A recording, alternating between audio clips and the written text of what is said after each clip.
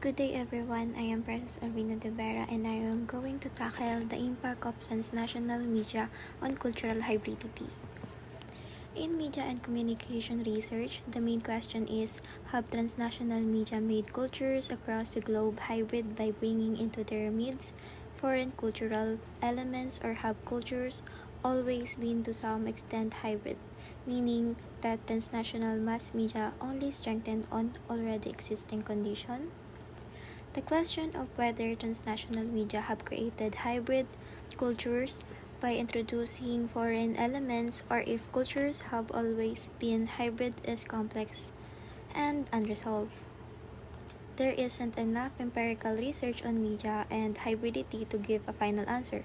However, it is widely accepted that global media and technology have greatly increased interactions between cultures, making cultural hybridity more intense and widespread. First, let me discuss my objectives. Analyze the role of transnational media. The second one is understand the concept of cultural hybridity. And last one is evaluate the impact of transnational media on cultural hybridity.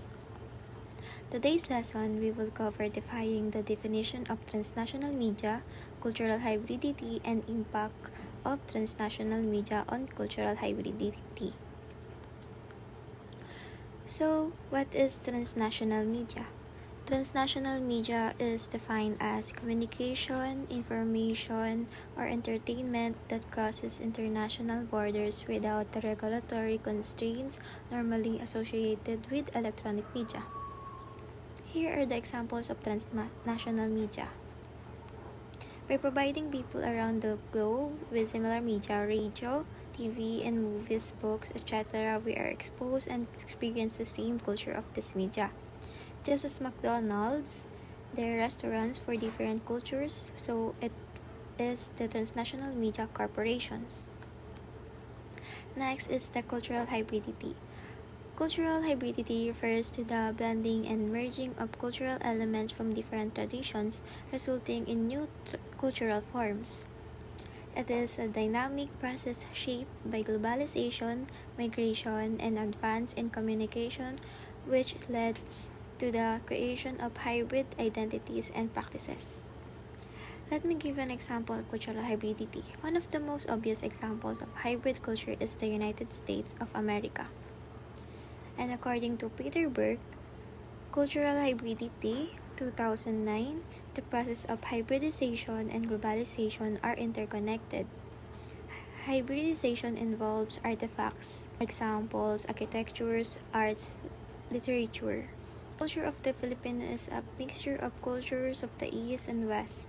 The identity of Filipino was shaped primarily as the result of pre-colonial cultures, colonial impacts, and foreign traders melding and progressively evolving together. Last one is the impact of transnational media on cultural hybridity. Some argue that transnational media, which span across countries and regions, bring foreign cultural elements into local cultures, contributing to this hybridity. On the other hand, others believe that cultures have always been influenced by external factors, and transnational media just enhance an already existing blending of cultures. Transnational media have indeed played a significant role in intensifying cultural hybridity by increasing the contact and exchange of cultural elements across the world. However, this does not mean that all cultures are becoming the same. Rather, global media have contributed to a process where cultures remain diverse while also sharing certain global traits. This creates a complex mix of global unity and local diversity, where cultures are both strengthened and fragmented at the same time. Therefore, it is reasonable to assume that transnational mass media intensify the hybridity that is already in existence in cultures across the globe. Consequently, the globalization of culture through the media is not a process of complete homogenization, but rather one where cohesion and fragmentation coexist. So that's it everyone, and thank you for listening.